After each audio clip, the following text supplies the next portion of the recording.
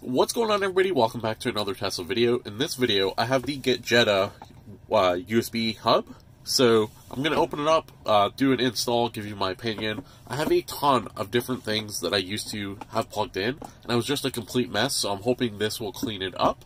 So let's open this up and give it a go.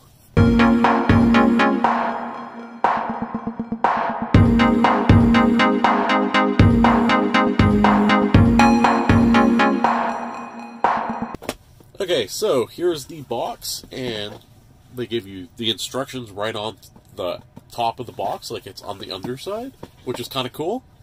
So let's move this off to the side. It just says remove dash cam compartment cover by pressing down the bottom corner. I mean, the install can't be that hard, right?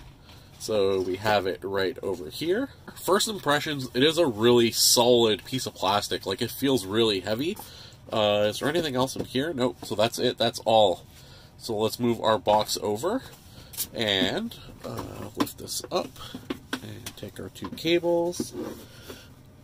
And 1 second. Let me readjust you guys so you guys get a better view of the install. Alright, so you should be able to see it better now, and this fits, it's really snug. Okay, so it fits down like here, it goes all the way down, and it is stuck.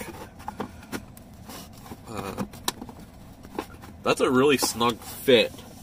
Like, I know they said it's a snug fit, but man, that's really up against the edges. Okay, so I think it's in now. We can just... Oh, okay, there it is. So the USB is just totally clipped in, I believe.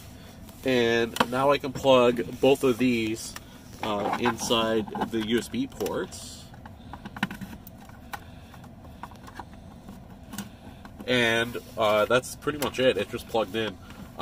The two that I plugged in are just for the wireless charging pad that I have. And I still have to connect my dash cam, so we connect them on the bottom. And they give you this, too, which is kind of cool. It's a magnetic piece with a 3M tape on the back. So I can actually stick it to my Raspberry Pi so it won't move all the way around. So for me, because I use a Raspberry Pi, I just want to see for now if it actually fits. And I'm going to have to get a smaller cable. Oh, they give you a nice short cable here, too. And will it work?